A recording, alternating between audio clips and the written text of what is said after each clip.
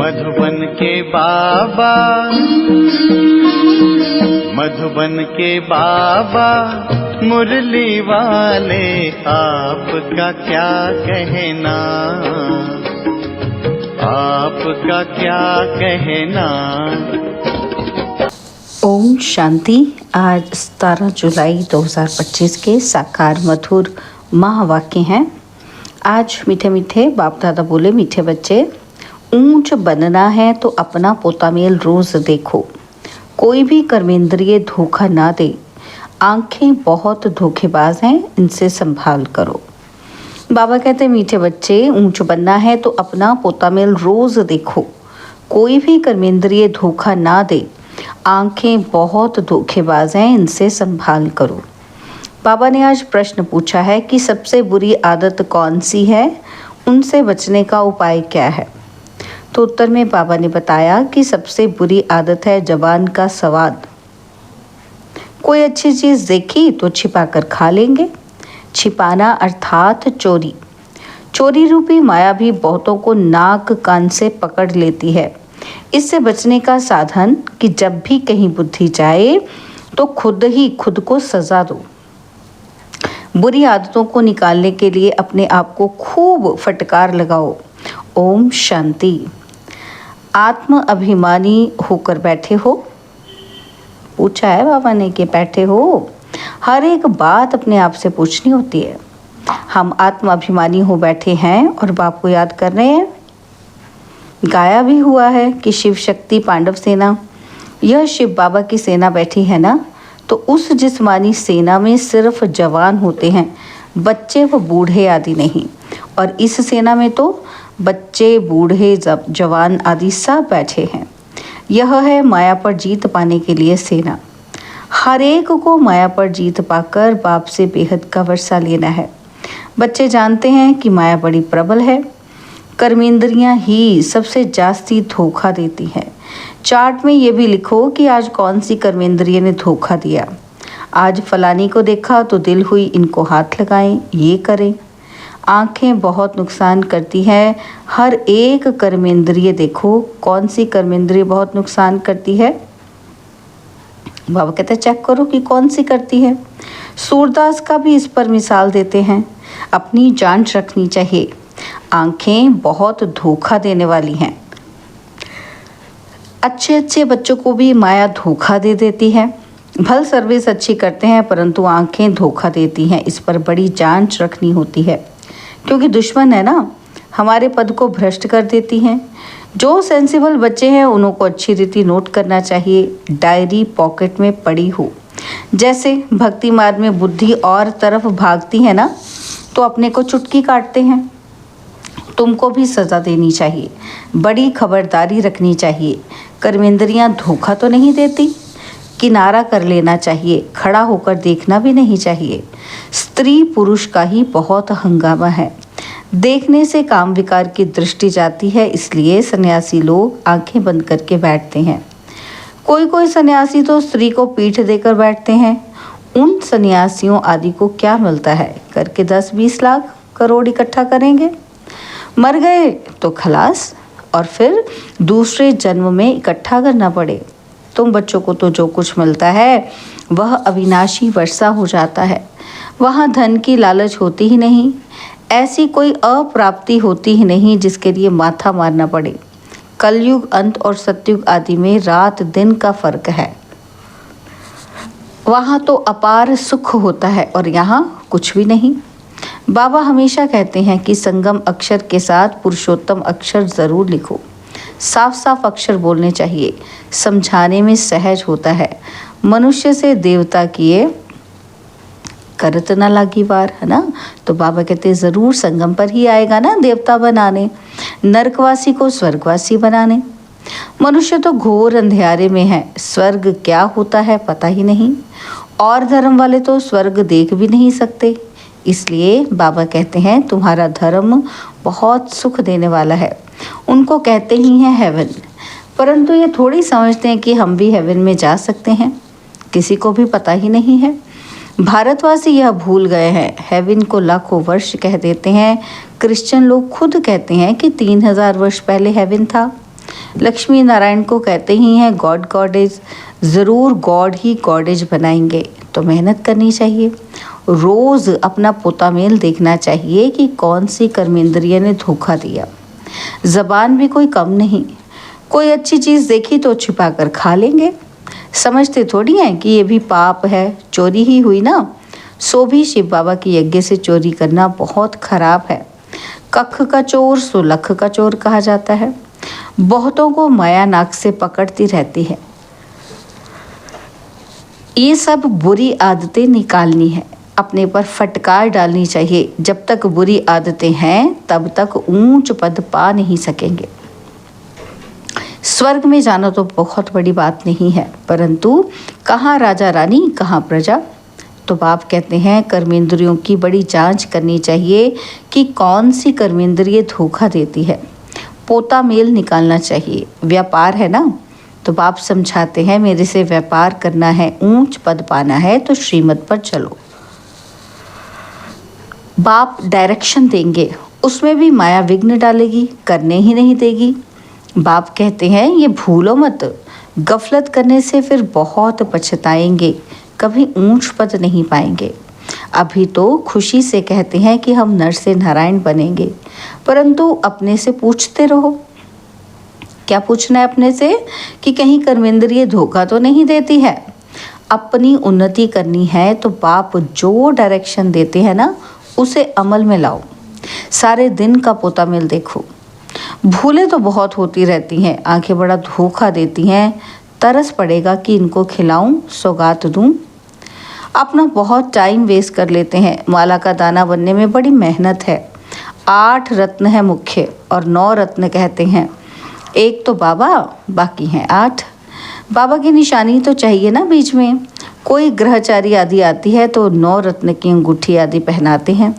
इतने ढेर पुरुषार्थ करने वालों से 8 निकलते हैं पास विद ऑनर्स। और 8 रत्नों की बहुत महिमा है। देह अभिमान में आने से कर्मेंद्रियां बहुत धोखा देती हैं। भक्ति में भी चिंता रहती है ना, सिर पर पाप बहुत हैं। दान पुण्य करें तो पाप मिट जाए। सत्युग में कोई चिंता की बात नहीं, क्योंकि वहाँ रावण राज्य ही नहीं। वहाँ भी ऐसी बातें हो फिर तो नरक और स्वर्ग में कुछ फर्क ही ना रहे। तुमको इतना ऊंच पद पाने के लिए भगवान बैठ पढ़ाते हैं। बाबा याद नहीं पड़ता है। अच्छा पढ़ाने वाला टीचर तो याद पड़े। अच्छा भला ये याद करो कि हमारा एक ही बाबा सतगुरु है। मनुष्य ने आसुरी मत पर बाप का कितना तिरस्कार किया है। बाप अब सब पर उपकार करते हैं। तुम बच्चों को भी उपकार करना चाहिए। किसी पर भी अपकार नहीं, कुदृष्टि भी नहीं, अपना ही नुकसान करते हैं। वह वाइब्रेशन फिर दूसरों पर भी असर करता है। बाप कहते हैं बहुत बड़ी मंजिल है। रोज़ अपना पोता मेल देखो कि कोई विकर्म तो नहीं बनाया। यह है ही विकर्मी दुनिया, विकर्मी संवत। विकर्माजीत देवताओं के संवत का कोई को पता ही नहीं। बाप समझाते हैं विकर्माजीत संवत को 5000 वर्ष हुए, फिर बाद में विकर्म संवत शुरू होता है। राजाएं भी विकर्म ही करते रहते हैं। तब बाप कहते हैं कर्म अकर्म विकर्म की गति मैं तुमको समझाता हूँ। रावण राज्य में तुम्हारे कर्म विकर्म बन जाते हैं और सत्युग में कर्म अकर्म होते हैं, विकर्म बनता ही नहीं। वहाँ विकार का नाम ही नहीं। और यह ज्ञान का तीसरा नेत्र अभी तुमको मिला है। अभी तुम बच्चे बाप के द्वारा त्रिनेत्री त्रिकालदर्शी बने हो। मनुष्य कोई बना ही ना सके, तुमको बनाने वाला है बाप। पहले जब आस्तिक हो तब त्रिनेत्री त्रिकालदर्शी बने। सारा ड्रामा का राज बुद्धि में है। मूल वतन सूक्ष्म वतन 84 का चक्र सब बुद्धि में है। फिर पीछे और धर्म आते हैं, वृद्धि को पाते रहते हैं। उन धर्म स्थापकों को गुरु नहीं कहेंगे। सर्व की सद्गति करने वाला सतगुरु एक ही है। बाकी वह कोई सद्गति करने थोड़े ही आते हैं, वह धर्म स्थापक हैं। क्राइस्ट को याद करने से सद्गति थोड़ी ही होगी, विकर्म विनाश थोड़े ही होंगे, कुछ भी नहीं। उन सबको भक्ति की लाइन में कहा जाएगा। ज्ञान की लाइन में सिर्फ तुम हो। तुम पंडे हो, सबको शांति धाम सुख धाम का रास्ता बताते हो। बाप भी लिबरेटर गाइड है, उस बाप को याद करने से ही विकर्म विनाश होंगे। अभी तुम बच्चे अपने विकर्म विनाश करने का पुरुषार्थ कर रहे हो, तो तुम्हें ध्यान रखना है कि एक तरफ पुरुषार्थ और दूसरी तरफ विकर्म ना होता रहे। पुरुषार्थ के साथ साथ विकर्म भी किया तो 100 गुना हो जाएगा। जितना हो सके उतना विकर्म ना करो, नहीं तो एडिशन भी होगी और नाम भी बदनाम करेंगे। जबकि जानते हो कि भगवान हमको पढ़ाते हैं तो फिर कोई विकर्म नहीं करना चाहिए। छोटी चोरी या बड़ी चोरी पाप तो हो जाता है ना। ये आंखें बड़ा धोखा देती हैं। बाप बच्चों की चलन से समझ जाते हैं कि कभी ख्याल भी ना आए कि ये हमारी स्त्री है। हम ब्रह्मा कुमार ब्रह्मा कुमारी हैं, शिव बाबा के पोतरे हैं। हमने बाबा से प्रतिज्ञा की है, राखी बांधी है, फिर आंखें क्यों धोखा देती हैं? याद के बल से कोई भी कर्मेंद्रियों के धोखे से छूट सकते हो। बड़ी मेहनत चाहिए। बाप के डायरेक्शन पर अमल कर चार्ट लिखो। स्त्री पुरुष भी आपस में यही बातें करो कि हम तो बाबा से पूरा वर्षा लेंगे, टीचर से पूरा पढ़ेंगे। ऐसा टीचर कभी मिल ना सके जो बेहद की नॉलेज दे। लक्ष्मी नारायण ही नहीं जानते तो उनके पिछाड़ी आने वाले कैसे जान सकते हैं? बाप कहते हैं यह सृष्टि के आदि मध्य अंत का ज्ञान सिर्फ तुम जानते हो संगम पर। बाबा बहुत समझाते हैं कि ये करो ऐसे करो, फिर यहाँ से उठे तो खलास। यह नहीं समझते कि शिव बाबा हमको कहते हैं हमेशा समझो। शिव बाबा कहते हैं इनका फोटो भी नहीं रखो। ये रथ तो लोन लिया है, ये भी पुरुषार्थी हैं। ये भी कहते हैं कि मैं बाबा से वर्षा ले रहा हूँ। तुम्हारे सदृश्य यह भी स्टूडेंट लाइफ में है। आगे चल तुम्हारी महिमा होगी। अभी तो तुम पूज्य देवता बनने के लिए पढ़ते हो और फिर सत्युग में तुम देवता बनेंगे। ये सब बातें सिवाय बाप के कोई समझा ना सके। तकदीर में नहीं है तो संशय उठता है। शिव बाबा कैसे आकर पढ़ाएंगे? मैं नहीं मानता। मानते नहीं तो फिर शिव बाबा को याद भी कैसे करेंगे? विकर्म विनाश हो नहीं सकेंगे। ये सारी नंबरवार राजधानी स्थापन हो रही है। दास दासियां भी तो चाहिए ना। राजाओं को दासियां भी दहेज में मिलती हैं। यहाँ ही इतनी दासियां रखते हैं तो सत्युग में कितनी होंगी? ऐसा थोड़ी ढीला पुरुषार्थ करना चाहिए जो दास दासी जाकर बने। बाबा से पूछ सकते हो कि बाबा अभी मर जाएं तो क्या पद मिलेगा? बाबा झट बता देंगे। अपना पोता मेल आप ही देखो। अंत में नंबरवार कर्मातीत अवस्था हो जानी है। यह है सच्ची कमाई। उस कमाई में रात दिन कितना बिजी रहते हैं। सट्टे वाले जो होते हैं वो एक हाथ से खाना खाते हैं और दूसरे हाथ से फ़ोन पर कारोबार चलाते रहते हैं। अब बताओ ऐसे आदमी ज्ञान में कैसे चल सकेंगे? कहते हैं हमको फुर्सत कहाँ। अरे सच्ची राजाई मिलती है। बाप को सिर्फ याद करो तो विकर्म विनाश होंगे। अष्ट देवता आदि को भी याद करते हैं ना, उनकी याद से तो कुछ भी मिलता नहीं। बाबा बार बार हर एक बात पर समझाते रहते हैं, जो फिर ऐसे कोई ना कहे कि फलानी बात पर तो समझाया ही नहीं। तुम बच्चों को पैगाम भी सबको देना है। एरोप्लेन से भी पर्चे गिराने के लिए कोशिश करनी चाहिए। उसमें लिखो कि शिव बाबा ऐसे कहते हैं। ब्रह्मा भी शिव बाबा का बच्चा है, प्रजापिता है तो वह भी बाप और ये भी बाप। शिव बाबा कहने से भी बहुत बच्चों को प्रेम के आंसू आ जाते हैं। कभी देखा भी नहीं है। लिखते हैं कि बाबा कब आकर आपसे मिलेंगे, बाबा बंधन से छुड़ाओ। बहुतों को बाबा का फिर प्रिंस का भी साक्षात्कार होता है। तो बाबा कहते हैं आगे चल बहुतों को साक्षात्कार होंगे, फिर भी पुरुषार्थ तो करना ही पड़े। मनुष्य को मरने समय भी कहते हैं भगवान को याद करो। तुम भी देखेंगे कि पिछाड़ी में खूब पुरुषार्थ करेंगे, याद करने लगेंगे। बाबा राय देते हैं बच्चे, जो समय मिले उसमें पुरुषार्थ कर मेकअप कर लो। बाप की याद में रह विकर्म विनाश करो तो पीछे आते भी आगे जा सकते हैं। जैसे ट्रेन लेट होती है तो मेकअप कर लेते हैं ना, बैकअप क्लियर कर लेती है।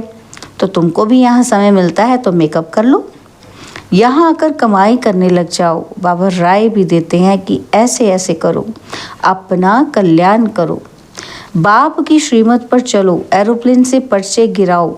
जो मनुष्य समझे कि ये तो बरोबर ठीक पैगाम देते रहते हैं। भारत कितना बड़ा है सबको मालूम पड़ना चाहिए, जो फिर ऐसे ना कहें कि बाबा हमको तो पता ही नहीं पड़ा।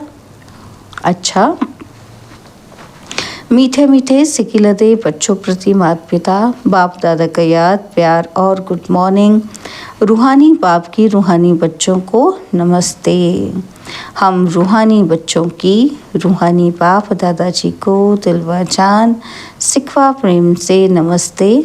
ओम शांति। प्यारे बाबा, मीठे बाबा, मेरे बाबा, शुक्रिया बाबा, शुक्रिया बाबा, शुक्रिया।